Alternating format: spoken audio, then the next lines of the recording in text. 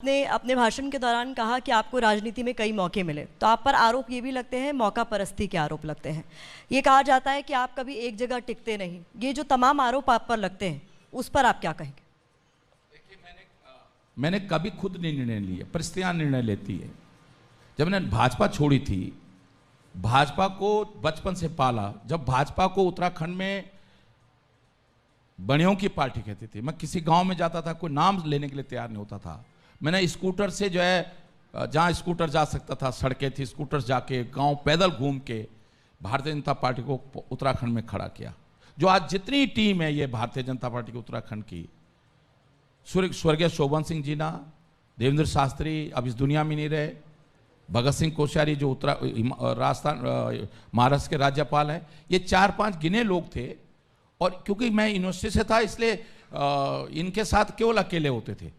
लेकिन मेरे साथ, क्योंकि मैं यूनिवर्सिटी में छात्र राजनीति और शिक्षक राजनीति के कारण मैंने लोगों को जोड़ना शुरू किया। तो मैं इसलिए कह रहा हूं कि मैंने नहीं कभी सोचा कि मैं भाजपा छोड़ूंगा उस दिन, लेकिन मैं उत्तराखंड के राज्य के लिए, मेरे लिए भारतीय जनता पार्टी उस दिन महत्वपूर्ण नहीं थी। उस दिन मेरे लिए राज्य का आंदोलन महत्वपूर्ण था। मैंने जब 2016 में कांग्रेस छोड़ी,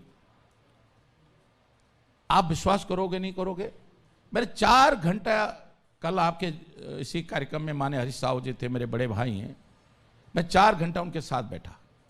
मैंने उनसे कुछ बातचीतें की, लेकिन जब उन बातचीत से कोई क्रियान्वयन नहीं हो पाया तो मैंने नाराजगी व्यक्त कर दी। आज मैंने नहीं भारतीय जनता पार्टी छोड़ी, मैं कह रहा हूं कि परिस्थितियां बनी। मुझे प्रहलाद जोशी जी ने देहरादून से दिल्ली बुलाया कि आप आ जाओ।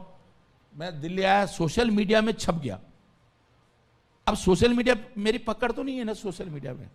और ईमानदारी के साथ मैं कह रहा हूं, मैंने कांग्रेस के किसी नेता से कोई बात नहीं की थी। हाँ, गणेश गोदयाल जी मेरे छोटा भाई है, मैंने राजनीति में उसको बहुत मदद की है। प्रीतम सिंह जी मेरे मित्र है, मैंने उन लोगों के फोन आए थे, देवेंद्र यादव जी का मुझको फोन आया था, लेकिन मैंने उनसे कोई सम्मिलित होने की बात नहीं की थी। मैं तो अमित शाह जी से मिलने के लिए आया था, क्योंकि अमित शाह जी ने 1-2 महीने पहले मुझको टेलीफोन करके कहा कि हरक सिंह जी, उनके 8 मिस कॉल थी, मैं देख नहीं पाया। तो मैं रात के 10:14 पर उनकी 8 मिस कॉल थी, तो मैं 10:41 पर जब देखा तो मैंने उनको कॉल किया।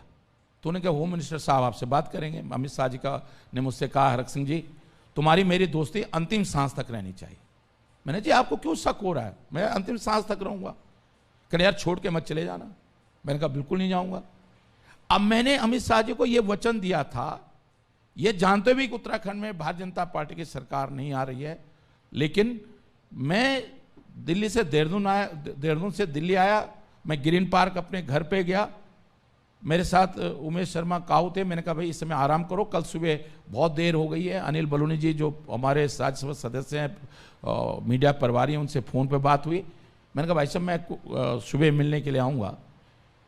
और मैं अमित शाह जी से मैं फ़ोन मिला रहा था, अमित शाह जी को मैंने फ़ोन मिलाया ही था, तब तो मुझे किसी साथ में बैठे किसी ने कहा कि साहब आपको तो पार्टी से निकाल दिया। मैं कोई दूध पिता बच्चा तो था नहीं, या पार्टी का इतना सीनियर नेता लीडरशिप, उनको लगता था कि नहीं भाई हमारा जो विधायक है उसको वो जीत सकता है चुनाव, मुझसे कह देते, क्या दिक्कत थी?